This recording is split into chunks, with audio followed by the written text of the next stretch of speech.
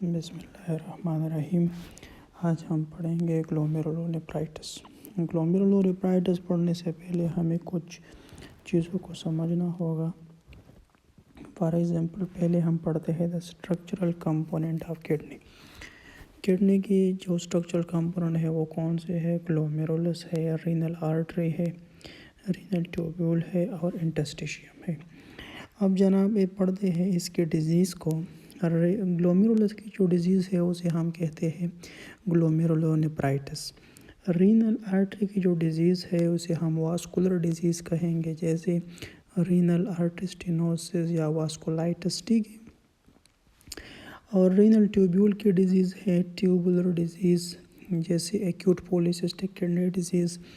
और इंटस्टिशियम की डिज़ीज़ है जैसे एक्यूट इंटस्टिशियम डिसऑर्डर और क्रॉनिक इंटस्टिशियम डिसऑर्डर। तो ये तमाम वो डिज़ीज़ है जो आपको किडनी में मिलेंगे। इसके अलावा कोई ऐसी डिज़ीज़ नहीं होगी जो इस अंदर को इन्वॉल्व करेगी, ठीक है। अब जनाब आते हैं सबसे पहले अपने टॉपिक के ऊपर, जो क्या है ग्लोमेरुलस की डिज़ीज़ है, जैसे हम ग्लोमेरुलोनेफ्राइटिस कहते हैं। ग्लोमेरुलोनेफ्राइटिस कैसे कहते हैं? The inflammation of glomerulus is called glomerulonephritis, जिसको मेजॉरिटी ऑफ द टाइम हम GN लिखते हैं। अब जनाब आते हैं सबसे पहले ग्लोमेरुलोनेफ्राइटिस की एटियोलॉजी को पढ़ते हैं।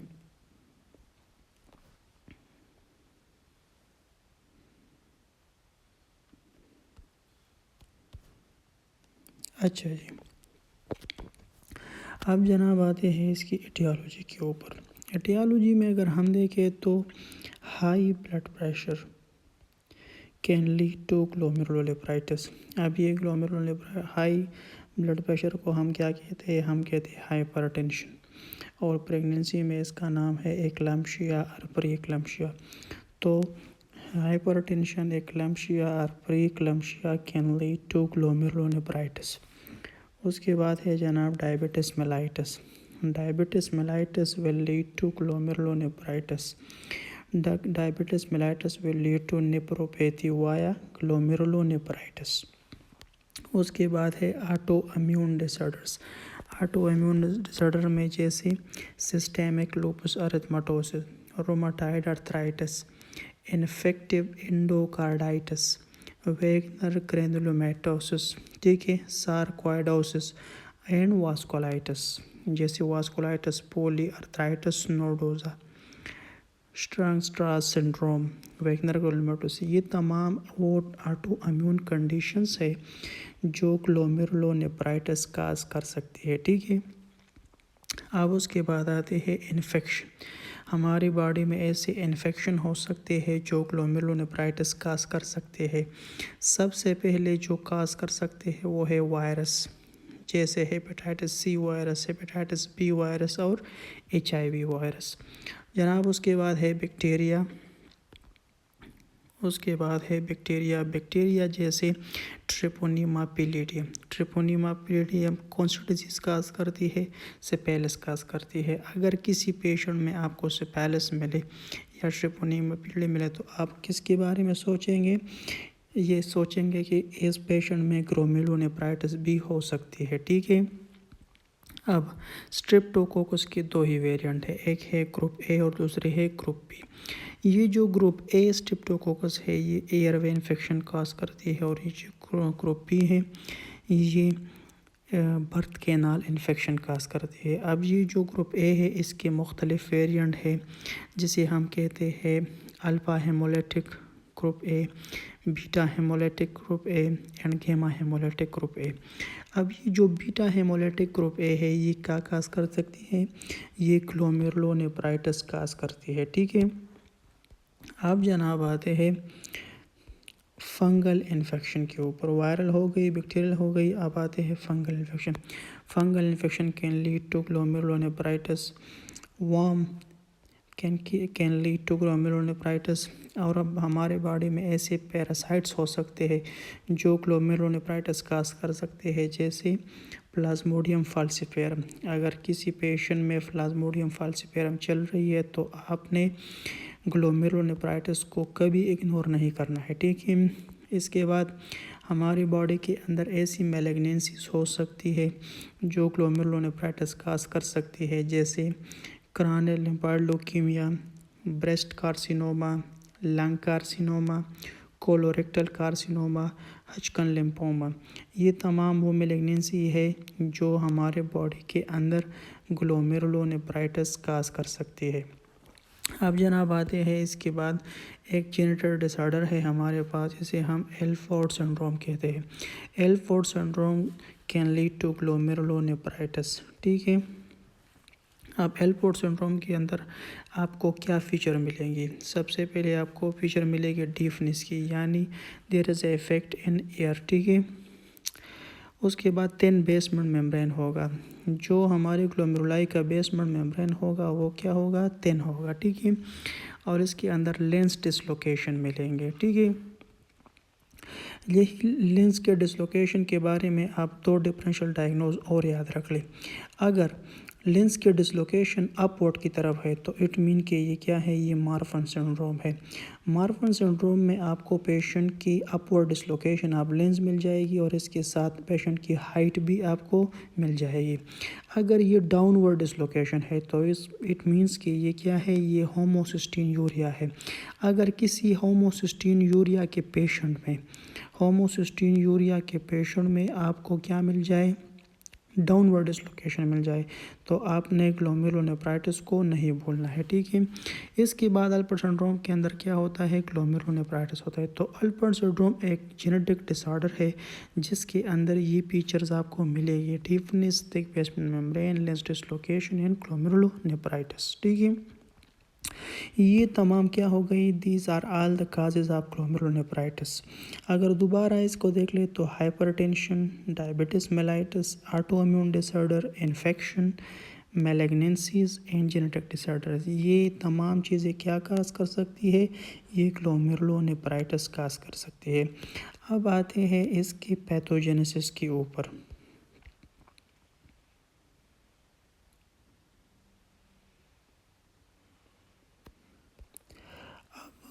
अब अगर इसकी पैथोजेनेसिस को हम देख लें तो इसके पैथोजेनेसिस के अंदर हाइपर सेंसिटिविटी रिएक्शन इन्वॉल्व है।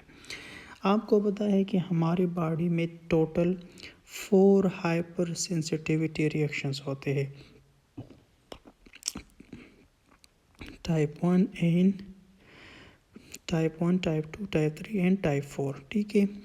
अब नंबर फर्स्ट को तो आप बिल्कुल निकाल लें कि ग्लोमेरुलोनेफ्राइटिस के अंदर टाइप 1 हाइपर सेंसिटिविटी रिएक्शन नहीं होती। ठीक है। अब इन चारों में से एक तो निकल गई। अब बाकी रहे हमारे पास कौन सी? Type 2, type 3 and type 4। तो पैथोजेनेसिस में अगर हम पढ़ें तो हाइपर सेंसिटिविटी इन्वॉल्व है। यही हाइपर सेंसिटिविटी टाइप 2 जो है ये ग्लोमेरुलोनेफ्राइटिस की सिर्फ एक ही हिस्टोलॉजिकल वेरिएंट काज करती है, जिसे हम क्या कहते हैं? का गुड फॉस्चर सिंड्रोम। अब हिस्टोलॉजिकल वेरिएंट की कॉन्सेप्ट को समझ ले कि हम इसकी बायोप्सी लेंगे। बायोप्सी को microscope, light microscope, electron microscope, immunofluorescence के ऊपर देखेंगे। जब उसके ऊपर देखेंगे तो हमें हिस्टोपैथोलॉजी रिपोर्ट बताएगी कि ये एक्यूट पोस्ट गोकुलमटास है, IgA नेफ्रोपैथी है, गुड पोस्चर सिंड्रोम है, रैपिड प्रोग्रेसिव ग्लोमेरुलोनेफ्राइटिस है, मेम्ब्रेन प्रोलिफरेटिव है, मिनिमल चेंजेस है। ये तमाम वेरिएंट्स हमें हिस्टोपैथोलॉजिस्ट बताएगा और ये हम हिस्टोपैथोलॉजी के ऊपर ही डायग्नोस करेंगे, इसलिए हम इसको कहते हैं हिस्टोलॉजिकल वेरिएंट। ठीक है। और इन तमाम के साइन सिम्टम्स जो है वो हमें मिलेंगे। उसके बाद फिर बायोप्सी के ऊपर इसकी डायग्नोस होगी। ठीक है। तो आते हैं जनाब इसकी पैथोजेनेसिस के ऊपर। पैथोजेनेसिस में के अंदर हमने पढ़ा कि 4 टाइप हाइपर सेंसिटिविटी रिएक्शन होते हैं। फर्स्ट वाली तो निकाल दी। अब बाकी बची दूसरे के नंबर आए। दूसरे के बारे में आप इतना याद रखिए कि ग्लोमेरुलोनेफ्राइटिस के अंदर type 2 hyper sensitivity will cause good posture syndrome. ठीक है। सिर्फ ओनली एक ही कंडीशन है जो टाइप 2 हाइपर सेंसिटिविटी काज करती है, जिसे कहते हैं गुड पोस्चर सिंड्रोम। अब आती है जनाब टाइप 4 के प्रॉब्लम। टाइप 4 ही भी एक सिंगल डिजीज़ काज करते जिसे हम कहते हैं मिनिमल चेंज डिजीज़। अब टाइप 1 को आपने एक्सपेल कर दिया, अब टाइप 2 भी आपने निकाल दी कि एक ही डिजीज़ काज करते हैं जिसे कोट्स-पोस्टर सिंड्रोम कहते हैं, दूसरी भी निकल गई। अब चौथी भी आपने निकाली कि क्या कि चौथी भी आप निकाले कि वो भी एक डिजीज़ कर सकते हैं जिसे मिनिमल चेंज डिजीज़ कहते हैं। अब बाकी बची हमारे पास टाइप 3 हाइपर सेंसिटिविटी रिएक्शन। तो टाइप 3 हाइपर सेंसिटिविटी रिएक्शन के बारे में आप याद रखें कि ग्लोमेरुलोनेफ्राइटिस की जितनी भी हिस्टोलॉजिकल वेरिएंट है they are all caused by type 3 hyper sensitivity reaction except Goodpasture syndrome and minimal change disease. ठीक है, तो हाइपर सेंसिटिविटी रिएक्शन टाइप 3 क्या काज कर सकती है? एक्यूट स्ट्रेप्टोकोकल ग्लोमेरुलोनेफ्राइटिस काज कर सकती है, उसके बाद IgA नेफ्रोपैथी काज कर सकती है, रैपिड प्रोग्रेसिव ग्लोमेरुलोनेफ्राइटिस काज कर सकती है, मेम्ब्रेनोप्रोलिफरेटिव ग्लोमेरुलोनेफ्राइटिस काज कर सकती है, मेम्ब्रेनियस ग्लोमेरुलोनेफ्राइटिस काज कर सकती है, फोकल सेगमेंटल ग्लोमेरुलोस्क्लेरोसिस काज कर सकती है। ठीक है, तो ये वो तमाम हिस्टोलॉजिकल वेरिएंट है जो टाइप 3 हाइपर सेंसिटिविटी रिएक्शन काज कर सकती है। ठीक है, अब जनाब आते हैं इसकी क्लिनिकल वेरिएशन के ऊपर। ठीक है,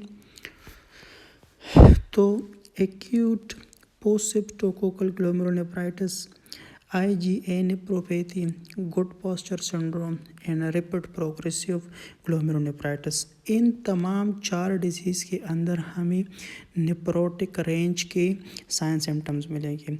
इसके अंदर जो प्रोटीन यूरिया होगा तो जो हेमाचूरिया होगा वो नेफ्राइटिक रेंज के होंगे। ठीक है, और इसके अंदर नेफ्राइटिक सिंड्रोम के क्लिनिकल फीचर्स मिलेंगे और रैपिड प्रोग्रेसिव ग्लोमेरुलोनेफ्राइटिस की फीचर मिलेंगे। यानी इसके अंदर जो प्रोटीन लॉस होगी, जो हेमाचूरिया लॉस होगा, ठीक है, वो तमाम के तमाम लेस देन 3 ग्राम पर 24 आवर होंगे। ठीक है, यानी इन शॉर्ट हम इस तरह कह सकते हैं कि इन तमाम डिजीज़ के अंदर हमें नेफ्राइटिक सिंड्रोम की फीचर मिलेंगे। अब ये जो ब्लैक आपको नज़र आ रही है membranous glomerulonephritis minimal change disease in FSGS, ठीक है, ये इसके अंदर आपको नेफ्रोटिक सिंड्रोम रेंज वाले प्रोटीन यूरिया मिलेगा और नेफ्रोटिक सिंड्रोम के क्लिनिकल फीचर्स मिलेंगे। ठीक है, यानी इसके अंदर जो प्रोटीन यूरिया होगा वो मोर देन 3 ग्राम पर 24 आवर होगा। ठीक है, और ये जो अब जब इसको प्रोटीन यूरिया को, हेमाचूरिया को, नेफ्राइटिक सिंड्रोम को, नेफ्रोटिक सिंड्रोम को अगर हम ट्रीट ना करें तो इसका अल्टीमेट रिजल्ट क्या होगा? इसका ultimate result acute renal failure होगा।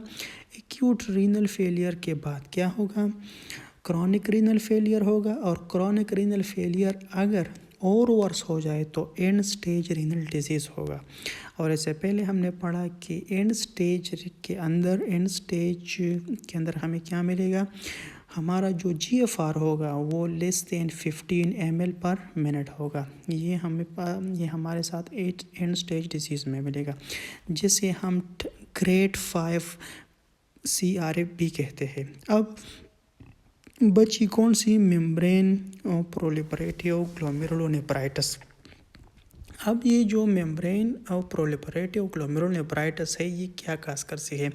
इसके अंदर हमें बहुत क्लिनिकल फीचर्स मिलेंगे। इसके अंदर हमें नेफ्रोटिक सिंड्रोम के फीचर भी मिलेंगे और नेफ्राइटिक सिंड्रोम के फीचर भी मिलेंगे।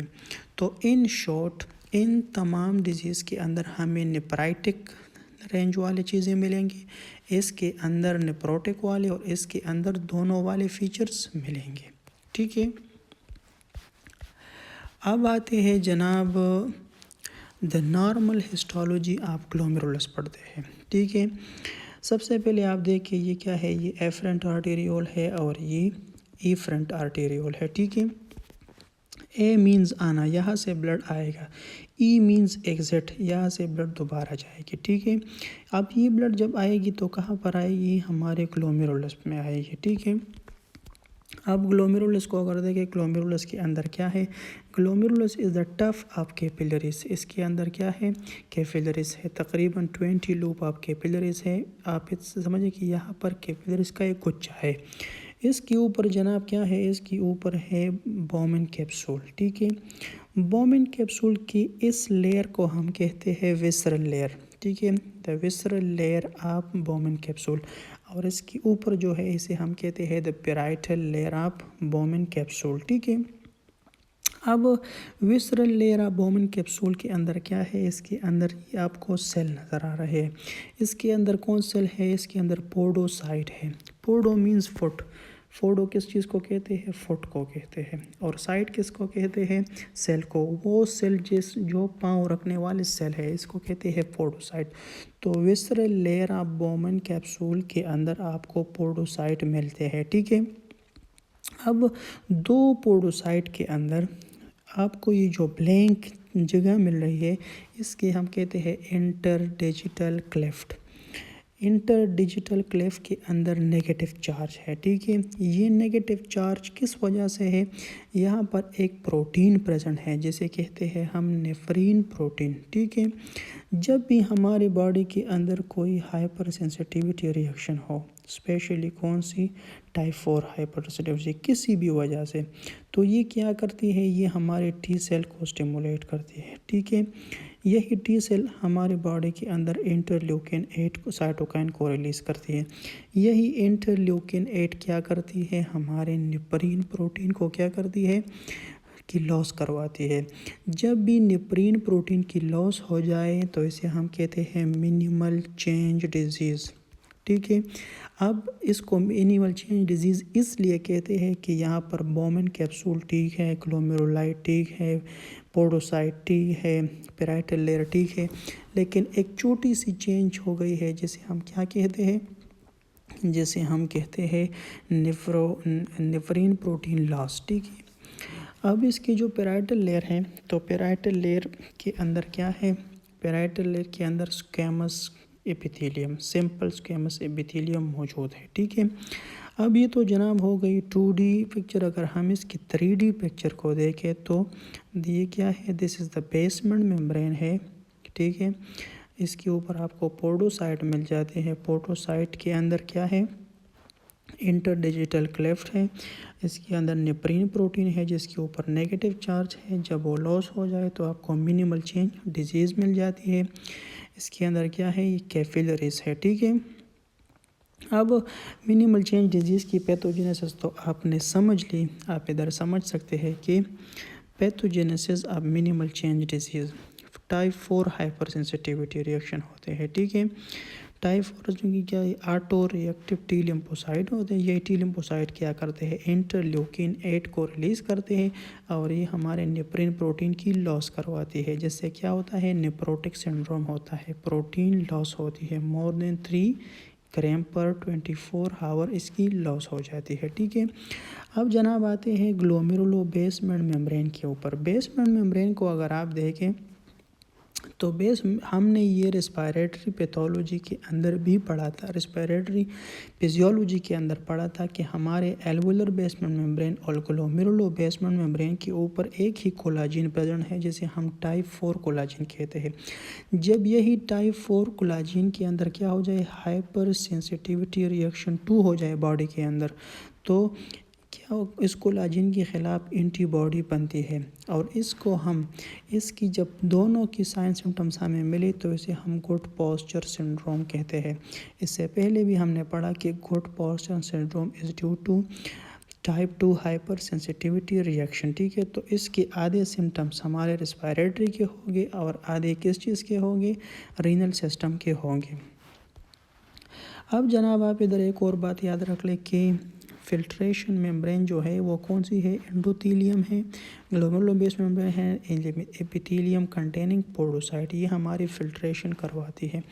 अब इसके अंदर जो खाली जगह है इसको हम कहते हैं मेसेंजियम, ठीक है।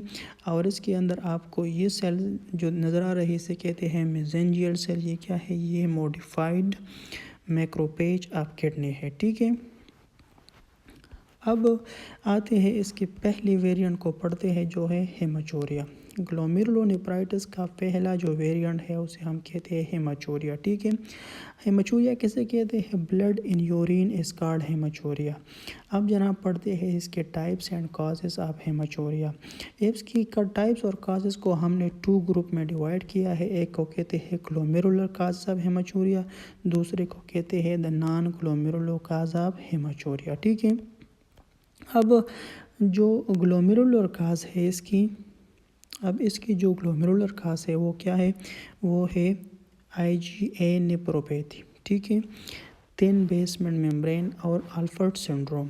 अब IgA नेफ्रोपैथी के बारे में आप ये बात याद रखें कि जब भी आपको ऐसा पेशेंट आए जिसकी क्या हो 3 डेज़ हेमाचूरी की हिस्ट्री हो, यानी क्या हो, सबसे पहले उसके अंदर रेस्पिरेटरी इन्फेक्शन हो जाए, फॉर एग्जांपल उसकी सोर थ्रोट हो जाए, उसका गला ख़राब हो जाए और 3 दिन के बाद उसके अंदर क्या प्रोड्यूस हो जाए? हेमाचूरिया प्रोड्यूस हो जाए, तो ये क्या होता है? ये IgA नेफ्रोपैथी हो सकती है। और अगर किसी पेशेंट में रिकरेंट हेमाचूरिया की हिस्ट्री आए तो ये क्या है? ये IgA नेफ्रोपैथी है। इसको हम कंप्लीट पढ़ेंगे इंशाल्लाह, लेकिन आप इतना याद रखिए कि रिकरेंट हेमाचूरिया और after 3 days of respiratory infection haematuria can be due to IgA nephropathy until proven otherwise, ठीक है। तो ये तमाम causes they are glomerular causes of haematuria, IgA nephropathy, thin basement membrane, Alport syndrome, ठीक है। अब जनाब आते हैं इसकी नॉन ग्लोमेरुलस काजेज़ के ऊपर। वो हो गई ग्लोमेरुलर काजेज़। अब इसके नॉन ग्लोमेरुलर काज को पढ़ते हैं तो इसको हम सिट निमोनिक से याद कर सकते हैं, जैसे stone, infection, inflammation, infarction, trauma, tumour, ठीक है। ये चीज़ें क्या कर सकती है? Non glomerular cause of haematuria है। अब ये चीज़ें कौन सी जगह की? अब ये रीनल पेल्विस की क्या? रीनल पेल्विस की स्टोन, रीनल पेल्विस की इन्फेक्शन, रीनल पेल्विस की इन्फ्लेमेशन, रीनल पेल्विस की इन्फार्क्शन, रीनल पेल्विस की ट्रामा, रीनल पेल्विस की ट्यूमर क्या कर सकती है? हेमाचूरिया काज कर सकती है। अब यूरेटर का स्टोन, यूरेटर की इन्फेक्शन, यूरेटर की इन्फ्लेमेशन, यूरेटर की इन्फार्क्शन, यूरेटर की ट्रामा, यूरेटर की tumour can cause haematuria. Bladder का स्टोन, ब्लैडर का इन्फेक्शन, ब्लैडर का इन्फ्लेमेशन, ब्लैडर का इन्फार्क्शन, ब्लैडर का ट्रामा, ब्लैडर की ट्यूमर कैन काज हेमाचूरिया।